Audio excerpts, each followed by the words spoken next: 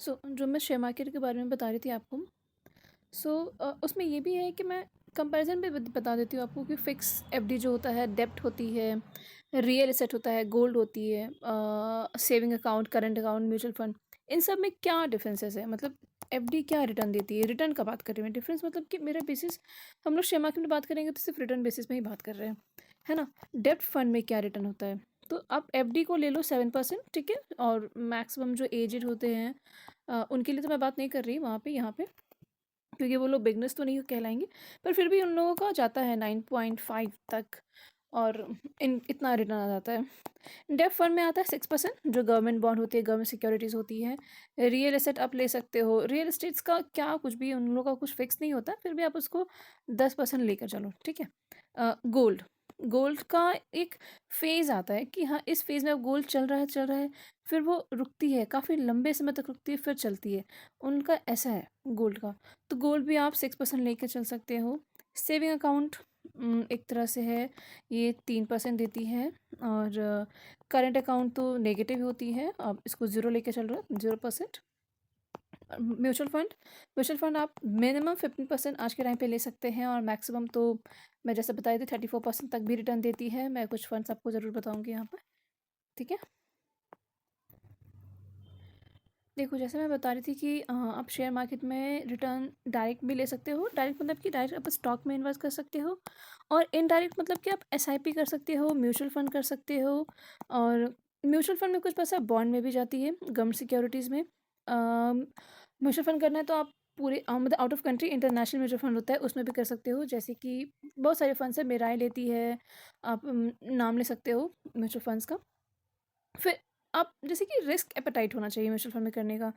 Risk appetite क्यों होता है, लोग क्यों बोलते हैं कि मार्केट बहुत सेफ साइड नहीं होता है, क्योंकि बहुत सारा ऐसा हो चुका है इंडिया में, जैसे हर्षद मेहता स्कैम हो चुका है, केतन पारेख का स्कैम हो चुका है। लेकिन रिटर्न भी है, आप वारेन बफेट का नाम सुने होंगे, उन्होंने काफ़ी अच्छा रिटर्न दिया है इंडिया में। आप राकेश झुनझुनवाला जी का नाम सुने होंगे, उन्होंने काफ़ी अच्छा रिटर्न लिया है। टाइटन का शेयर जो एग्जाम्पल है उनके कारण ही है ना। देखो, एक तरह से नेगोशिएशन कह सकते हैं कि डिमांड और सप्लाई, मार्केट में किस चीज़ का डिमांड है, शेयर उसका ही चलता है। बीच में कभी इंफ्रास्ट्रक्चर काफ़ी अच्छा देती है, कभी आईटी बहुत अच्छा रिटर्न देती है, बैंकिंग बहुत अच्छा रिटर्न देती है। एक टाइम पे ऐसा तो कभी नहीं हुआ है कि सारा सबके सब एक समय में सब रिटर्न दे दिए, ऐसा होता नहीं है जनरली। पर अगर आप देखोगे तो यहाँ पे पूरा बेसिस एक टिप्स पे पहले मार्केट चलती थी, आपका टिप्स वाला ऐसा सिनेरियो नहीं है। अब हम लोग थोड़ा बेसिक के साथ साथ कुछ समझते हैं, ठीक है, कि पी क्या होता है। पी का फुल फॉर्म जानने का कोई ज़रूरत नहीं है, प्राइस टू अर्निंग रेशियो होता है। पर पी का मतलब क्या होता है कि पी एक रेशियो होता है कि कितना कमाऊंगा कमाऊंगा और कितना मिलेगा, ठीक है। तो पी का रेशियो क्या होता है कि 10 और 30। अगर 10 पे होता है, जितना पी कम होगा उतना उस शेयर के लिए अच्छा होता है। निफ्टी का भी पी होता है, ठीक है।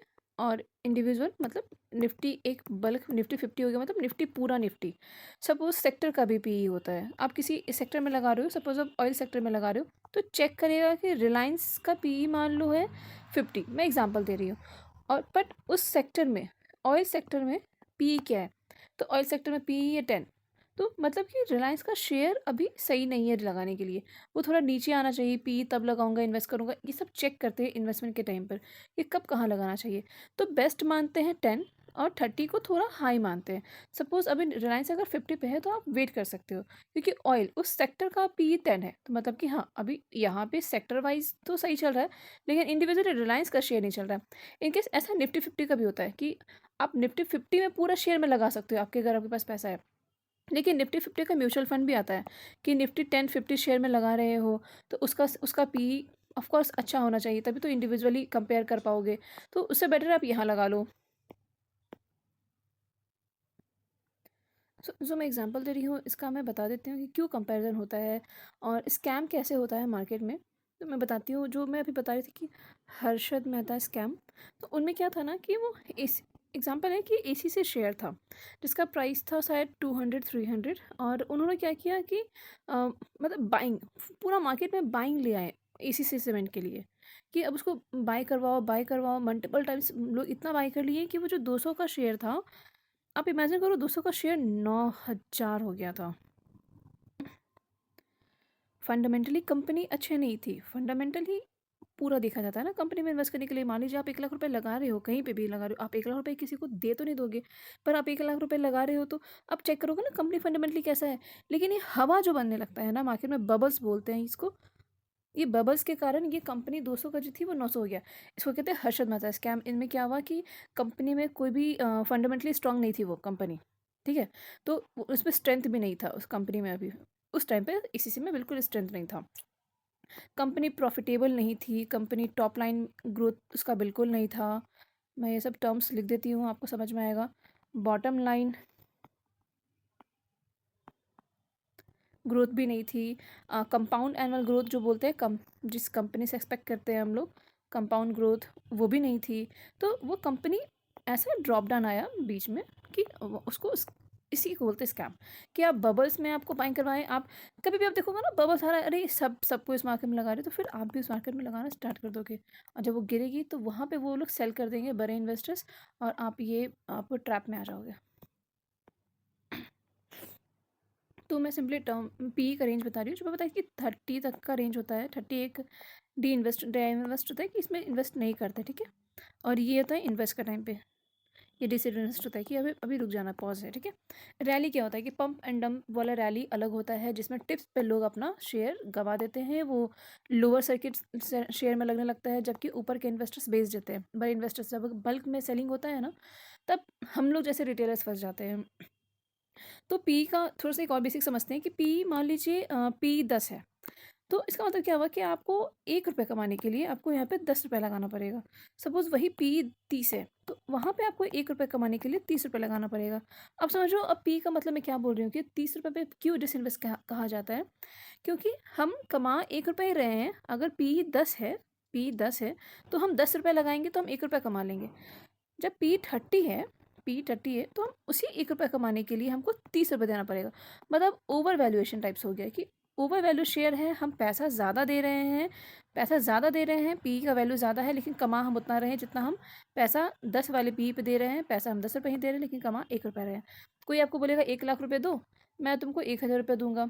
कोई बोलेगा तुम 1 लाख रुपये 5 लाख रुपये दो, मैं तुमको 1,000 रुपये दूंगा। तो आप ए को दोगे या बी को दोगे? ऑफकोर्स आप ए को दोगे, क्योंकि आप 1 लाख रुपये दे रहे हो, वो आपको 1,000 दे रहा है। आप अगर बी को देगा तो आप उसको 5 लाख रुपये दोगे, वो आपको 1,000 रुपये देगा। तो इसको इसी को ना दे दूँ मैं पूरे का पूरे 5 लाख रुपये, और 5,000 रुपये अर्न कर लूँ मैं इससे, है ना। इसलिए पीई के लिए वेट किया जाता है। एक छोटा सा एग्जाम्पल देती हूँ पीई का, कि अगर डेटा चेक करोगे ना, तो पीई अगर आप देखोगे 2000 में पी 12 पे था, तब उस टाइम पे रिटर्न आप चेक करोगे तो 105% रिटर्न था। क्योंकि अगर मिनिमम 10 मानते हैं तो हम, ऐसा नहीं है कि 10 ही रहेगा तो भी हम तभी हम लगाएंगे, ऐसा नहीं है। 10 12 15 रेंज पे आदमी इंसान लगाता है, ठीक है। तो अगर पी 1999 में जब पी 12 था, तो रिटर्न आया था पर ईयर, है ना।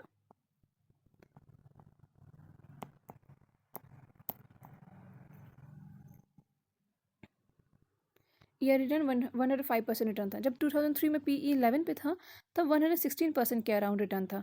और जब 2008 में पी जब 10 रुपये पे था, तब 130% रिटर्न था। मतलब आप बेसिक समझो कि ईयरली रिटर्न भी अगर आप चेक करोगे 2008 का, तो वो कम पी पे ज़्यादा रिटर्न अर्न कर रहे थे। फिर सेकेंड सिनेरियो, ये फर्स्ट सिनेरियो है। सेकेंड सिनेरियो क्या था कि जब पी ज़्यादा था, ठीक है। ये तो फिर भी आपको मैं 10 11 12 का रेंज दी, जो कि एक बहुत नॉर्मल सा रेंज है, मतलब ये इन्वेस्ट करने का रेंज है। तब ये उस टाइम पे था जब 2000 फरवरी 2000 में जब पी 28 पे था, तब मार्केट में रिटर्न -53% था, ठीक है। मतलब पी ऑलमोस्ट 30 के पास है ना, तो ये इन्वेस्ट करने का टाइम नहीं है। तो उस टाइम मार्केट 53% रिटर्न दी थी। ऐसा नहीं है कि गवर्नमेंट के हिसाब से होता है, गवर्नमेंट के हिसाब से भी मार्केट में रिटर्न देखा जाता है। कि सपोज मान लो मोदी गवर्नमेंट है तो इनका रिटर्न अच्छा आएगा। फेज होता है। हमारे पिछले वाले गवर्नमेंट में भी, मोदी से पहले वाले गवर्नमेंट में अच्छा रिटर्न था, लेकिन ऐसा नहीं है, उसमें पी चेक करना भी है ना। फिर आप दूसरा डेटा देख लो, जनवरी 2008 में पी जब ये